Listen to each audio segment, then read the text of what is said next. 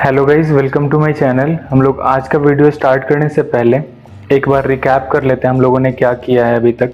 हम लोगों ने प्री प्रोसेसिंग ऑफ डाटा देखा है। प्री प्रोसेसिंग ऑफ डाटा क्या है, ये नाम से ही पता चल रहा है। प्री प्रोसेसिंग डाटा एनालिसिस को स्टार्ट करने से पहले का जो प्रोसेस होता है ना, उसको प्री प्रोसेसिंग ऑफ डाटा बोलते हैं। सो प्री प्रोसेसिंग ऑफ डाटा को आसानी से समझने के लिए हम लोगों ने पूरे प्री प्रोसेसिंग ऑफ डाटा को 5 पार्ट में डिवाइड किया था।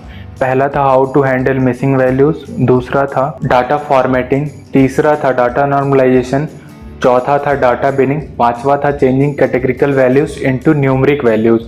सो हम लोग डाटा हैंडल में क्या करते हैं, जो भी डाटा मिसिंग है हमारा किसी कॉलम के एक सेल में या फिर वहाँ पे क्वेश्चन मार्क है, तो उसे हम लोगों ने पहले वीडियोस में देख रखा है कि किस तरीके से हैंडल करते हैं, ड्रॉप करते हैं या फिर क्या करते हैं। वो सारे प्रोसेसेस वहाँ पे मेंशन है अच्छे वे में, आप पहले जा कर के देख सकते हो।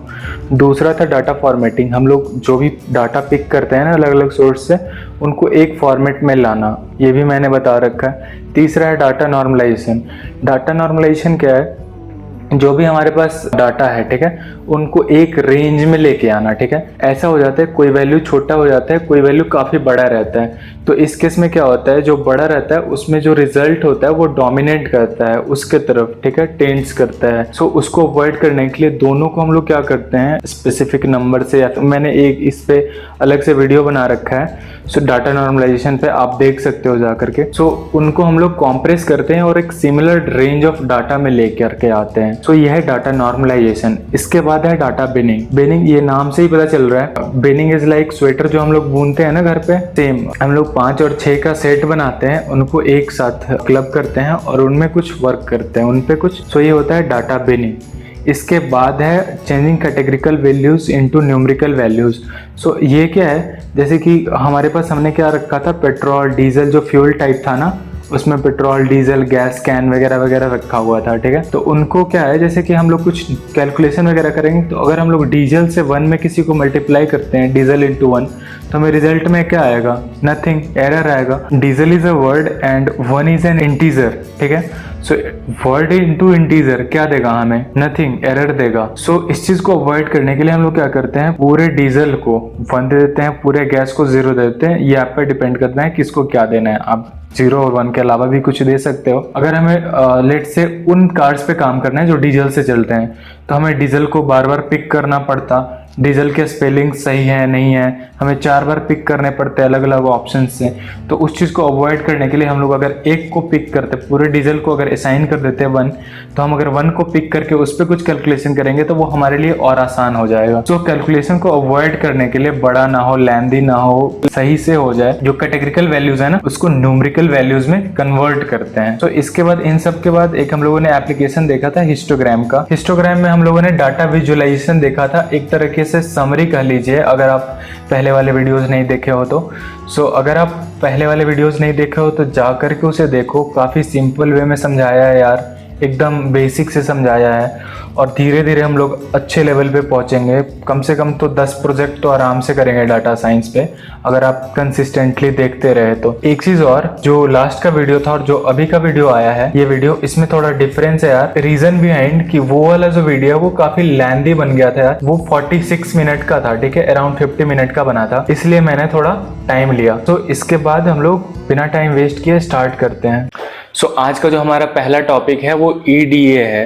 ठीक है, EDA stands for exploratory data analysis. ये क्या करता है, summarize main character of your data. जो हमारा डाटा है ना, उसको समराइज करता है। जो मेन कैरेक्टर है ना, जो हमारे पास कॉलम्स, उनमें मतलब सारे कॉलम्स को नहीं, जो हमारे पास मेन कॉलम है जिसपे हमारा जो टारगेट वैल्यू है, ठीक है, प्राइस डिपेंड करेगा, उनको सेलेक्ट करता है ये। Gain better understanding of your data, एक तरीके से आप कह सकते हो कि डाटा पे समझ और पकड़ बनाता है, समराइज करके वैल्यू को देता है। उसके बाद uncover relationship with the variables. ठीक है, जो वेरिएबल्स हैं हमारे कॉलम्स, हेडर्स, उनको, उनके साथ अटैचमेंट बिल्ड करता है कंपैरिजन करने को, या फिर जो भी बोलो उसको। और उसके बाद ये क्या करता है, एक इंपॉर्टेंट पॉइंट है, एक्सट्रैक्ट इंपॉर्टेंट वेरिएबल्स। जो इंपॉर्टेंट वेरिएबल है ना, जिसपे डिपेंड करेगा हमारा टारगेट वेरिएबल, उसको एक्सट्रैक्ट करके हमें फाइनल वैल्यू देता है। ठीक है, कौन, एक्सप्लोरेटरी डाटा एनालिसिस। ठीक है, EDA। सो हम लोग EDA में ना 5 चीजें हैं जो बेसिक है। प्री प्रोसेसिंग ऑफ डाटा को 5 पार्ट में बांटा था ना यार,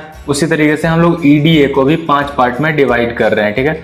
तो इसमें पहला पार्ट है डिस्क्रिप्टिव स्टैटिस्टिक्स, ठीक है। दूसरा पार्ट है हमारा, आप देख सकते हो स्क्रीन पे, ग्रुप बाय, ठीक है। तीसरा पार्ट है जो हमारा है वो है अनोवा, ठीक है। ANOVA stands for analysis of variance, ठीक है। उसके बाद चौथा पार्ट है कोरिलेशन और पांचवा पार्ट है एडवांस कोरिलेशन, ठीक है।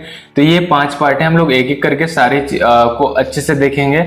आज का वीडियो थोड़ा हम लोगों ने छोटा रखा है, रीजन बिहाइंड के लास्ट वाला वीडियो काफी बड़ा बन गया था। सो अगर आप लास्ट वाले वीडियोस नहीं देखे हो तो जा करके देख लो, काफी बढ़िया वीडियो है वो। तो कंटिन्यू करते हैं। तो हमारा जो पहला टॉपिक है वो क्या है, डिस्क्रिप्टिव स्टैटिस्टिक्स। डिस्क्रिप्टिव स्टैटिस्टिक्स क्या कहता है, it describes basic feature of data, ठीक है। जो हमारे पास डाटा है ना उसका बेसिक फीचर को हमें दर्शाता है कि लाइक प्राइस है तो ऐसा है वगैरह वगैरह, ठीक है। बेसिक फीचर समझ रहे हो ना, हाँ। उसके बाद है give short summary of data, ठीक है। आपको नहीं भी समझ में आता है तो मैं भी समझा रहा हूँ, ठीक। Give short summary of your data, ठीक है। ये हमें शॉर्ट समरी देता है। जैसे कि हम लोगों ने जो डिस्क्रिप्टिव है ना स्टैटिस्टिक्स, इसका 2 पार्ट हमने कर रखा है ऑलरेडी। पहला है डिस्क्राइब फंक्शन, ठीक है। डीएफ डॉट डिस्क्राइब जो हम लोग यूज करते थे ना, डाटा फ्रेम डॉट डिस्क्राइब, उसमें हम लोग 3-4 तरीके का था। ब्रैकेट में 5 तो रैंडम ऑलरेडी डिफॉल्ट था, 5 कॉलम को प्रिंट करके दे देता था। हम लोग स्पेसिफिक को भी सबसेट को पकड़ पकड़ के प्रिंट करवा लेते थे और उसका समरी निकलवा लेते थे। उसके जस्ट बाद हमारा था इंक्लूड ऑल कर देते थे तो वो सारे का समरी दे देता था, ठीक है। इस तरीके से तो डिस्क्राइब फंक्शन का हम लोग यूज कर चुके हैं। इसके जस्ट बाद है काउंट, ठीक है, वैल्यू काउंट। वैल्यू काउंट का हम लोग 2 तरीके से यूज करते हैं, एक तो वैल्यू काउंट में, दूसरा रीनेम करने में। इन दोनों का हम लोगों ने यूज देख चुका है, ठीक है। हम लोग इन दोनों को ऑलरेडी देख चुके हैं। इसके जस्ट बाद हमारा आता है प्लॉट्स, ठीक है। तो पहला है बॉक्स प्लॉट। बॉक्स प्लॉट काफी इंपॉर्टेंट है यार डाटा साइंस में। बॉक्स प्लॉट है ना, वो क्या करता है आप देख सकते हो, ये विजुअलाइजिंग द न्यूमेरिकल वैल्यूज, जो भी जैसे कॉलम है ना हमारे पास, तो उस कॉलम में अगर पूरे न्यूमेरिकल वैल्यूज हैं तो उन पूरे न्यूमेरिकल वैल्यूज को, जैसे हम लोगों ने डीजल और फ्यूल की बात की थी ना, तो वो टोटल 200 गाड़ियां हैं, ठीक है। हमारे पास डाटा सेट है ना 205 व्हीकल्स, ठीक है। तो लेट से हम लोग सारे गाड़ी को पकड़ पकड़ के तो कुछ नहीं कर सकते ना, तो हमारे पास सारे डीजल को कुछ नहीं कर सकते थे, तो हम लोगों ने क्या किया, 0 और 1 में कन्वर्ट किया। अब हम लोग क्या करेंगे कि 1 को पकड़ लेंगे या 0 को पकड़ लेंगे, जिसे मन हमारा, ठीक है। तो उसी तरीके से हम लोग जो न्यूमेरिकल वैल्यू में कन्वर्ट किया ना, अब ये बॉक्स प्लॉट उस चीज को कैप्चर कर सकता है, ठीक है, काम कर सकता है उस चीज पे, ठीक है। तो ये क्या करता है, विजुअलाइज करता है न्यूमेरिकल वैल्यूज को, ठीक है ना। तो बॉक्स प्लॉट का कुछ मेन फीचर है यार। पहला है मीडियन, ठीक है। मीडियन आप देख सकते हो, जो रेड में आपको दिख रहा है ना, रेड कलर में, ये क्या है, ये मीन है, ठीक है। Average of the all numerical value in a same column, ठीक है। उस कॉलम का जो मीन वैल्यू है ना, उसे मीडियन बता रहा है। ये बहुत सिंपल है यार, हमें इन सारी चीजों के लिए ना 2-3 लाइन की कोड लिखनी पड़ती है और ये सारा ग्राफ हमें मिल जाता है। पाइथन और पांडास दोनों मिलके ना काफी बढ़िया है यार, काफी चीजें हैं इनमें, ठीक है। ये हमें काफी अच्छी लाइब्रेरीज को एक्सेस करने को देते हैं, मतलब सिंपल से हमें कुछ ज्यादा मेहनत नहीं करना पड़ता है। सो जो मीडियन है ना, वो मिडिल वैल्यू है, मिडिल डाटा पॉइंट, ठीक है। इसको बोलते हैं मिडिल डाटा पॉइंट। सो ये हमारा था मीडियन। इसके बाद जस्ट आता है यार क्वार्टर से डिराइव्ड वर्ड है क्वार्टाइल, ठीक है। क्वार्टर क्या होता है, 1/4, ठीक है। तो क्वार्टाइल भी वैसा है, अपर quartile and lower quartile. Upper quartile में क्या है यार, ऊपर से 25% ना, अगर लेट से 100 है तो ऊपर से 75 है ना, तो ऊपर वाला 75 से ऊपर, और लोअर जो क्वार्टाइल है ना वो 25 से नीचे। इन दोनों ये जो आता है ना वो क्वार्टाइल में आता है, ठीक है। अपर क्वार्टाइल एंड लोअर क्वार्टाइल में 25% ईच वैल्यू रखता है ये, ठीक है। इसके जस्ट बाद आता है एक टर्म इंटर क्वार्टाइल। जो इन दोनों के बीच में वैल्यूज आती है ना, उनको इंटर क्वार्टाइल पॉइंट बोलते हैं। जो इन दोनों के बीच में आता है ना रेंज, मिडिल में, इनको बोलते हैं इंटर क्वार्टाइल रेंज, ठीक है। इसके जस्ट बाद जो फीचर है वो है लोअर एंड अपर एक्सट्रीम, ठीक है। आप देख सकते हो जो लोअर एंड अपर एक्सट्रीम है ना, जो लोअर क्वार्टाइल था वो येलो से था, जो अपर क्वार्टाइल था वो ग्रीन से था।